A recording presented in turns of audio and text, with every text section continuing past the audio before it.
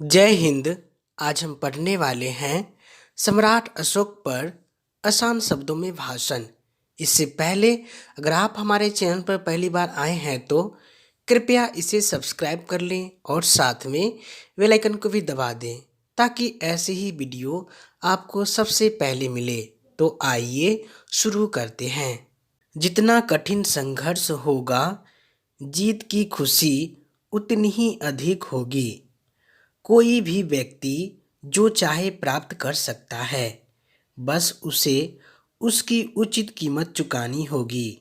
माननीय अतिथिगण, शिक्षकगण, मित्रगण और मेरे प्यारे भाइयों एवं बहनों, आप सभी को हार्दिक शुभकामनाएं। आज मैं आप लोगों के समक्ष ऐसे महान सम्राट के बारे में बताने जा रहा हूँ जिनका नाम संसार के महानतम व्यक्तियों में गिना जाता है। सम्राट अशोक विश्व प्रसिद्ध एवं शक्तिशाली भारतीय मौर्य राजवंश के महान सम्राट थे।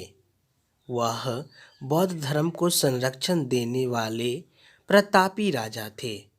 अशोक केवल भारतीय इतिहास में ही नहीं बल्कि विश्व इतिहास के महानतम सम्राटों में से एक हैं।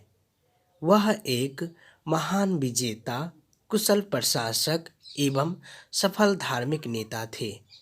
अशोक का जन्म लगभग 304 ईसा पूर्व में पाटलिपुत्र में हुआ। सम्राट अशोक का पूरा नाम देवानाम प्रिय अशोक मौर्य था। उनके पिता का नाम सम्राट बिंदुसार तथा माता का नाम रानी सुभद्रांगी था। सम्राट अशोक जन्म से ही एक महान शासक थे। उसके साथ ही वे ज्ञानी और महान शक्तिशाली शासक भी थे। महान सम्राट अशोक अर्थशास्त्र और गणित के महान ज्ञाता थे। सम्राट अशोक ने शिक्षा के प्रचार के लिए कई स्कूल और कॉलेज की स्थापना भी की थी। सम्राट अशोक ने 284 ईसा पूर्व बिहार में एक उज्जैन अध्ययन केंद्र की स्थापना की थी। इतना ही नहीं, इन सब के अलावा भी उन्होंने कई शिक्षण संस्थानों की स्थापना की थी। सम्राट स्वयं शिक्षा के क्षेत्र में भी कई महान कार्य किए थे, जिनकी वजह से उन्हें एक महान शासक के नाम से जाना जाता है। सम्राट अशोक ने अपने राज्याभिषेक के 7वें वर्ष ही कलिंग पर आक्रमण किया था, जिसमें बहुत खून खराबा हुआ। सम्राट अशोक के 13वें शिलालेख के अनुसार यह बताया गया है कि इस युद्ध में दोनों तरफ से करीब 1 लाख लोगों की मौत हुई थी और कई लोग इसमें घायल भी हुए थे। सम्राट अशोक ने इस नरसंहार को अपनी आंखों से देख काफी दुखी हुए। इस युद्ध से दुखी होकर सम्राट अशोक ने अपने राज्य में सामाजिक और धार्मिक प्रचार करना आरंभ किया। इस घटना के बाद सम्राट अशोक का मन मानव और जीव के प्रति दया के भाव से भर गया।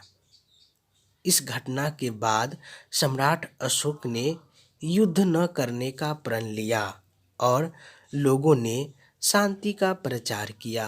कलिंग के युद्ध की घटना के बाद सम्राट अशोक ने बौद्ध धर्म को अपना लिया और इस धर्म के अनुयायी बन गए। अपने राज्य में इस धर्म का प्रचार किया और लोगों को जीव और मानव के प्रति दया भाव रखने का संदेश दिया।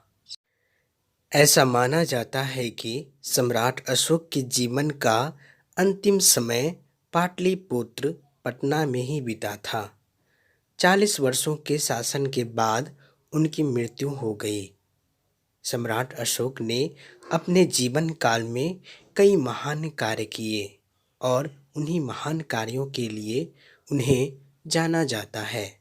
इसलिए कहा जाता है कि सबसे महान जीत प्रेम की होती है। ये हमेशा के लिए दिल जीत लेती है।